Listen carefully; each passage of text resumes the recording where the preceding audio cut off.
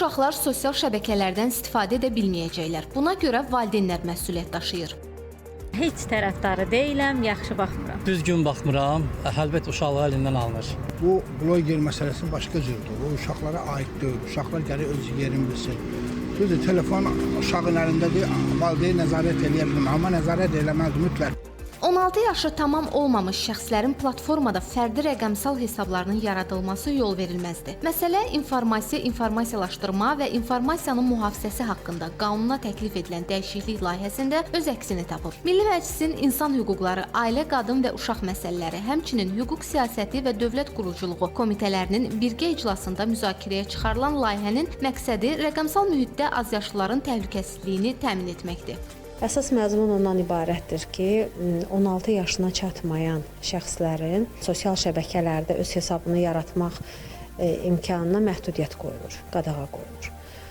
Və yalnız 16 yaşdan yuxarı uşaqlar sosial şəbəkə platformalarında öz fərdi hesabatlarını yarada bilərlər. Lakin burada da müəyyən tələblər var. İlk növbədə onların qanuni nümayəndələrinin, valideynlərinin razılığı əsasında bu mümkün olacaq. Yəni, sosial şəbəkələrə daxil olan 16 yaşına çatmamış uşaqlar əvvəlcə öz yaşlarını bəyan etməlidirlər. Yalnız valideynlərinin sənədləri əsasında təsdiq olunduqdan sonra həmin şəxslər sosial şəbəkələrdən istifadə edə biləcəklər. Qeyd edək ki, qanunvericilikdə də uşaq və yeniyetmələrin sosial şəbəkələrdən istifadə etməsi, xüsusilə azyaşlıların blogerlik, influencerlik etmələri uşaq əməyinin istismarı hesab olunur.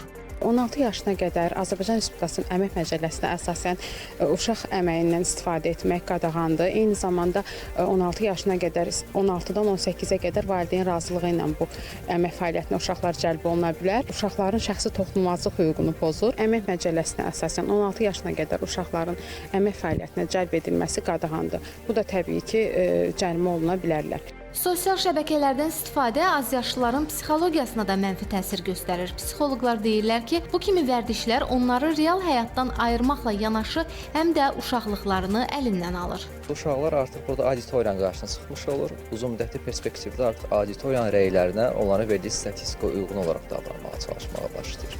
Bu isə özü-özlüyündə uşağın inkişaf dövrü olduğu periodda mən kiməm sualına deyil də insanlar mən necə görür sualına cavab verməsinə gətirib çıxardır ki, bu da insanın, uşağın xüsusilə özünə inamının formalaşmasına mənfi təsir göstərə bilir.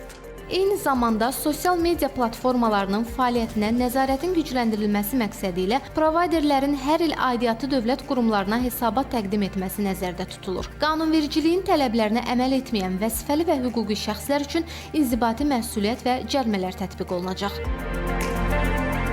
Günel Qarqızı, Zaur Həşimov, Telesəhər.